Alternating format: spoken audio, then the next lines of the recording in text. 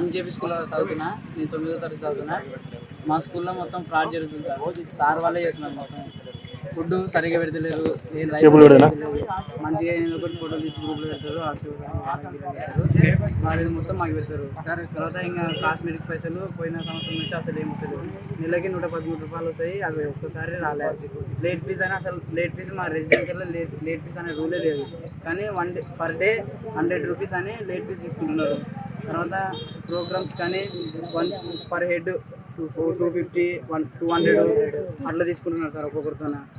అవి చేశారు. చికెన్ అయితే చికెన్ పెట్టలేరు. గుడ్లు పెట్టినట్లు ఆన్లైన్లో ఎంట్రీ చేసినారు కానీ గుడ్లు కూడా పెట్టలేదు మాకు. అట్లా ఎన్నోసార్లు చేసినారు సార్. ఇప్పుడు మా దగ్గర ప్రూఫ్ ఉంది కాబట్టి మేము ఇంకా చేయడానికి ముందరకు వచ్చినాం. మాకు అసలు మాకేం ఫుడ్ పెడతలేరు, ప్రాపర్గా లేదు. మాకు అడగాని అడుగుతున్నాం సార్ని. ఇప్పుడు కలెక్టర్ పోవాలనుకున్నాము, మరి అడుగుదామనుకున్నాము, తన్నారు. మేము అయినా వాళ్ళు మాకు సపోర్ట్ ఇస్తున్నారు. మేము అందరం పోవాలని అనుకుంటున్నాం. ఇంకైతే అయ్యే వరకు మేము పోరాడతాం. ఈ కలెక్టర్ ఆఫీస్కి కలెక్టర్ ఆఫీస్ పోవాలనుకుంటుంటే ఆపుతున్నారు. స్కూల్ దొరుకోవాలని చూస్తున్నారు. మేమైతే స్కూల్ ఇంత ఉన్నా ఈయనే ఉండి మేము పరిష్కారం ఇవన్నీ చూస్తాం. మేము నా పేరు సిద్ధార్థ. నేను ఇక్కడ ఏడుదొడ్డి ఎంజేపీ గురుకుల కాలేజీలో సెకండ్ ఇయర్ చదువుకుంటున్నాను. ఇక్కడ స్కూల్ కాలేజ్ అని కలిసి ఉంటాయన అక్కడ మాకు ఫుడ్ సమస్య ఉంది. అంటే రోజు సార్ వాళ్ళు ఫుడ్ అంతా కలిపి వేరే లేకుండా ఫుడ్ తినలేరు, పిల్లలు తినలేక. మేము కూడా చాలాసార్లు అడిగినాం సార్ని. సార్ మారుస్తానన్నాడు. కానీ సార్ ఎన్నిసార్లు అడిగినా సార్ మారకపోవడం వల్ల మేము ఇక్కడ ఈరోజు రోడ్డు మీదకి ఎక్కాల్సి వచ్చింది. పిల్లలం అంతా కలిసి, పిల్లలము కాలేజ్ వాళ్ళం కలిసి అంతా ఎక్కినాక ఇప్పుడు సార్ వాళ్ళు ఏమంటున్నారు మారుతుందని చెప్తుండ్రు.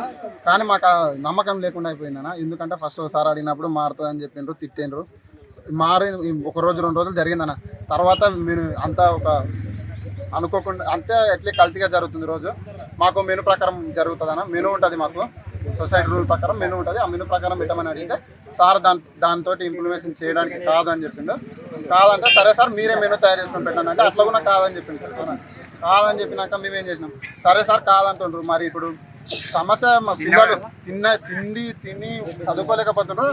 ఇంకా మాకు పబ్లిక్ ఎగ్జామ్ ఉంది ఇంకొకటి 20 days అయితే. ఆ పబ్లిక్ ఎగ్జామ్లో మేము కాన్సన్ట్రేట్ చేసి చదువుకొని మంచిగా మార్క్స్ స్కోర్ చేసుకొని బయటికి వెళ్ళి ఉద్యోగాలు చేయాలన్నా ఇప్పుడు మాకు శక్తి కావాలి. బయటికి వెళ్ళి బతకడానికన్నా శక్తి కావాలి కదా.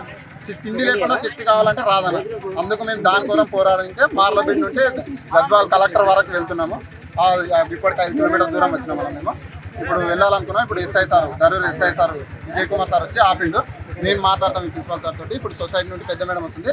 ఆమె మేడం తోటి పరిష్కారం మేడం ఇచ్చింది ఇంప్లిమెంటేషన్ కాకపోతే మీరు వెళ్ళండి, మేము కూడా సపోర్ట్ చేస్తామని పోలీస్ సార్ వాళ్ళు చెప్తున్నాను ఇప్పుడు.